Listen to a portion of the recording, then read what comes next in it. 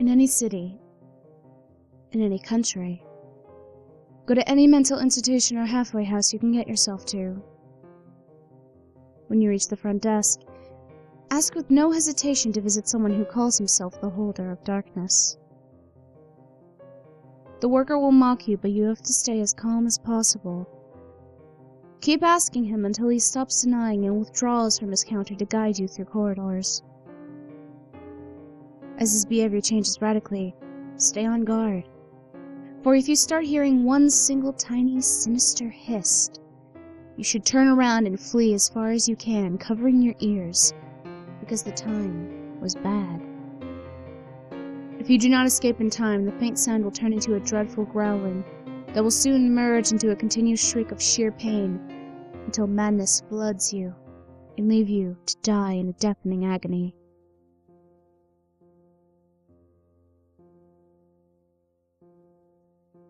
If the warden remains silent, he will lead you to a closed door with neither handles nor lock.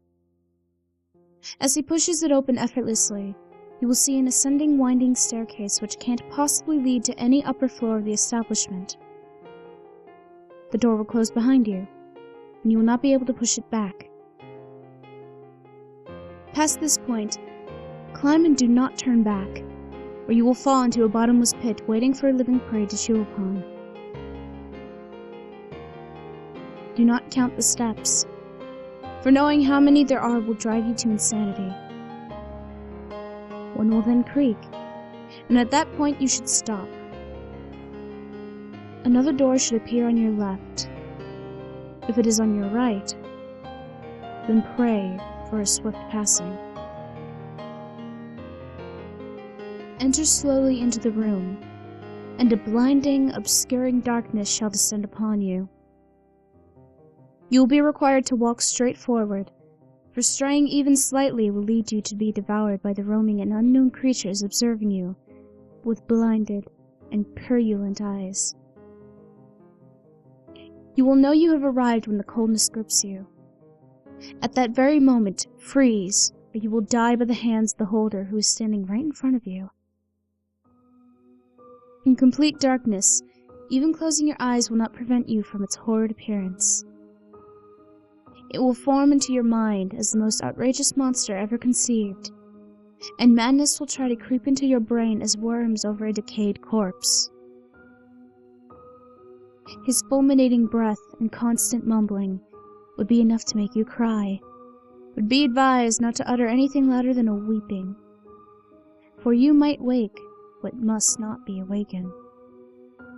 The only question you will be allowed to whisper without being torn apart will be, what do they fear? You will feel movements all around you, as shudders animate your opponents. You will hear what nameless and incurable diseases will strike the world if they were to be frightened. The countless terrors their own fright will unleash on those with a weaker mind than theirs. Amidst the atrocious enumeration of the endless sores the world will suffer, you might hear the simplest, almost ridiculous, yet implicable and certain truth they all fear. Do not move again.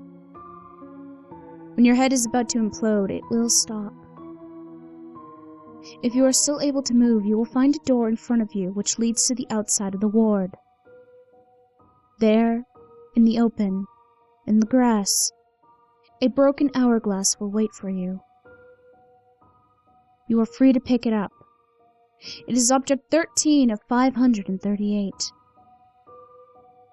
Your knowledge of their fears is up to you to share, but you may not want to use it as a weapon against them.